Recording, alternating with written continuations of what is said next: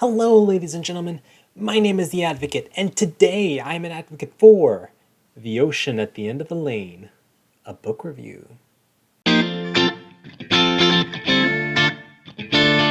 Ocean at the End of the Lane is a low fantasy book written by Neil Gaiman on June 18, 2013. It was a winner of the 2013 Goodreads Book of the Year and the 2013 UK Book of the Year, and after completing a read-through of this book, I can see why it won so many awards. Now, when it comes to Neil Gaiman, I am familiar with some of his works. I've seen bits and pieces of the American Gods TV show, which was based on the American Gods book by Neil Gaiman, and I've also watched the Coraline movie, which is a fantastic movie. However, I myself have never read a Neil Gaiman book. However, that all changed with The Ocean at the End of the Lane.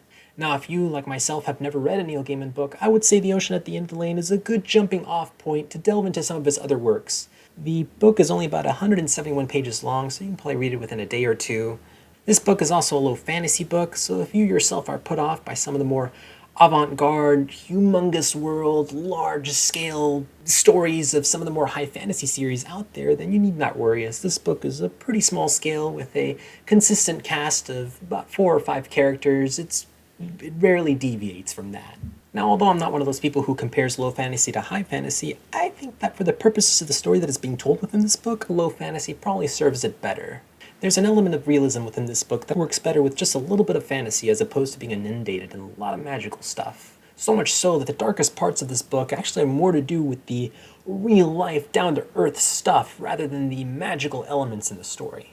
This is a surreal fantasy book with some legitimate moments of terror. Despite the fact that the main protagonist is a 7-year-old boy, I would say that this book is not appropriate for children readers purely based on those moments of terror. On top of that, the predominant theme about innocence lost and the disconnect between childhood and adulthood I think would be more appreciated by adult and young adult readers more so than children readers.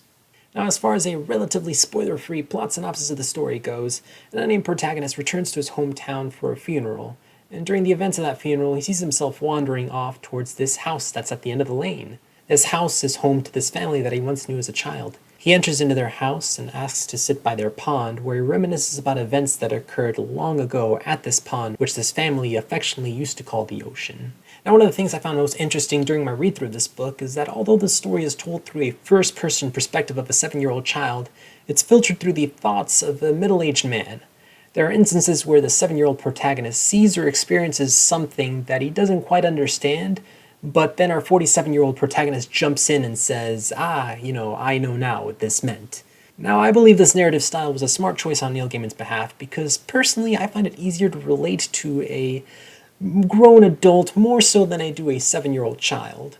On top of that, this style also adds more emotional weight to the story, as our child protagonist occasionally finds himself in situations that go completely over his head, and we as a reader are able to recognize these situations for the danger they present through the thoughts of our 47-year-old stand-in. Going back to the central theme of this story, there's definitely an element of nostalgia for childhood present throughout the book. As children, we're more likely to embrace bold spontaneity and the magic of imagination. However, as we become adults, most people lose that sense of wonder and become glued to a one-way routine that they rarely deviate from. Adults follow paths. Children explore.